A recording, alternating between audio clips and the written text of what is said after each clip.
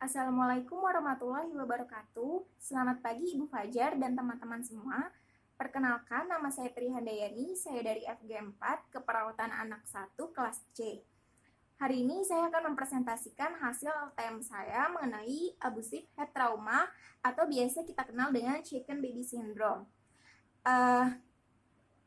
Untuk outline hari ini saya akan membahas mengenai pengertian dan tanda gejala, lalu juga faktor predisposisi mengenai abusive head trauma ini, dan juga peran perawat dalam menangani abusive head trauma ini. Nah, ini adalah hasil dari LTM saya dalam bentuk mind map-nya. Teman-teman nanti akan saya share juga. Nanti teman-teman bisa lihat sendiri di sini dan akan saya jelaskan lebih rincinya dalam PPT saya kali ini. Nah, jadi yang pertama kita bahas pengertiannya dulu, apa sih abusive head trauma atau biasa kita kenal dengan shaken baby syndrome. Jadi, abusive head trauma ini merupakan salah satu bentuk physical abuse. Nah, physical abuse ini yang merupakan serius, jadi akibat dari guncangan pada bayi yang mengakibatkan cedera pada otak. Nah, ini mengakibatkan cedera otak traumatis karena penyebabnya ini karena pengaruh atau ibunya ini frustasi akibat tangisan bayi yang terus-menerus atau tak terkendali.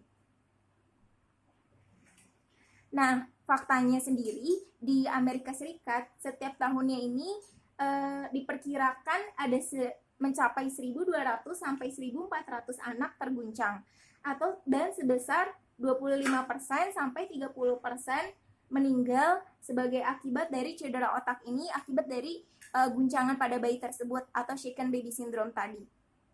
Nah, sisanya ini hingga memiliki komplikasi seumur hidupnya pada bayi tersebut. Nah, karakteristik cedera pada abusive head trauma ini, jadi yang kita tahu tadi ya, abusive head trauma ini merupakan bentuk dari physical abuse. Jadi orang tua yang terlalu sering mengguncangkan bayi atau anaknya ini terlalu kencang yang membuat guncangan di kepalanya mengalami pendarahan pada otaknya dan bisa mengalami cedera pada otaknya. Nah, yang kita tahu teman-teman, bayi ini memiliki risiko yang rentan atau bayi ini memiliki rasio kepala yang besar dan otot lehernya juga yang masih lemah dan juga jumlah air di dalam otaknya ini yang banyak. Dan guncangan yang hebat tadi ini akan menyebabkan otak ini berputar ke dalam tengkorak yang menghasilkan gaya geser sehingga merobek pembuluh darah pada neuronnya. Nah, cederanya ini nanti bisa terjadi perdarahan pada intrakarnial atau tengkorak bayi atau juga bisa terjadi perdarahan retina atau bilateral. Retina bilateral. Nah, ini teman-teman bisa lihat di sini. Nanti teman-teman bisa lihat jelas juga, nanti akan saya share juga. Ini kalau kita menggoyangkan bayi atau mengguncang bayi terlalu keras tanpa memperhatikan atau memegang kepalanya, dia akan menyebabkan otaknya tadi berputar ke dalam kepala yang tadi saya jelaskan sebelumnya dan menyebabkan gaya geser yang menyebabkan robeknya dari neuron tadi, pembuluh darah neuron. Nah, selanjutnya tanda dan gejalanya ini umumnya pada bayi yang terguncang ini tanda dan gejalanya itu yaitu muntah, lesu, juga dia tidak mau menyusu dan juga dia lekas marah. Nah, lebih parahnya lagi bayi ini akan mengalami kejang, lalu juga akan mengalami perubahan level kesadarannya, apnea, bradykardia dan juga bahkan sampai kematian. Nah, jangka panjangnya ini bahkan bayi akan mengalami gangguan kejang, tunanetra termasuk kebutaan yang tadi karena perdarahan pada retinanya itu, dan juga keterlambatan perkembangan. Bisa juga gangguan mental, kognitif, dan juga motoriknya.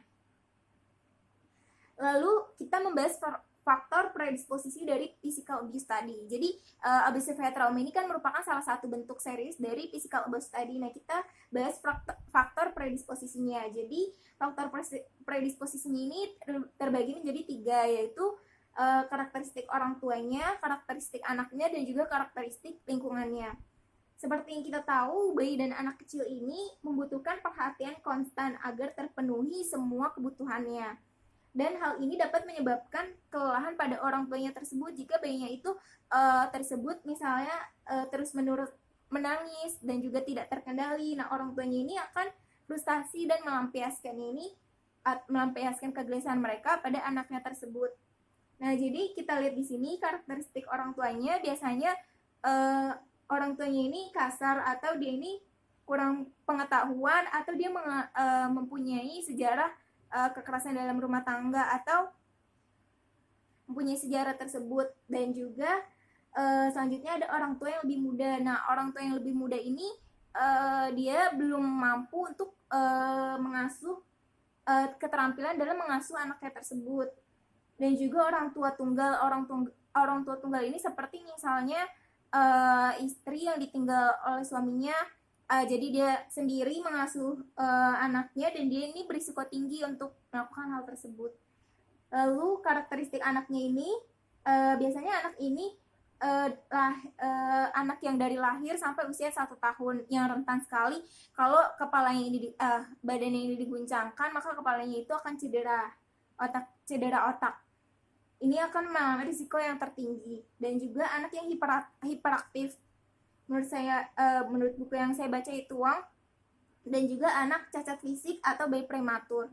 Lalu karakteristik lingkungannya ini seperti masalah perceraian, lalu pengangguran dan kemiskinan, juga alkoholisme dan kecanduan narkoba. Nah, lalu apa peran perawat dalam menangani abu sifat trauma ini?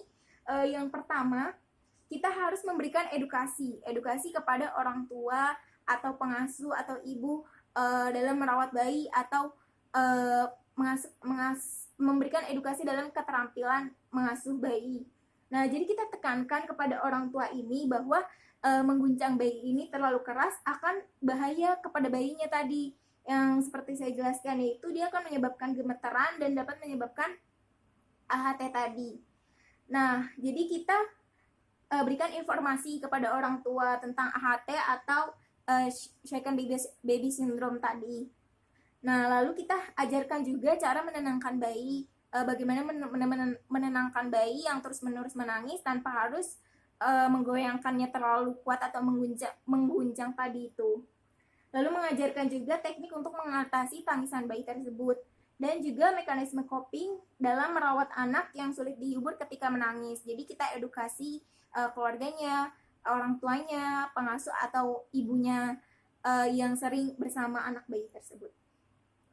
Sekian presentasi dari saya, kurang lebihnya saya mohon maaf. Terima kasih teman-teman yang sudah mendengarkan, semoga ilmunya dapat dipahami. Wassalamualaikum warahmatullahi wabarakatuh. Selamat pagi.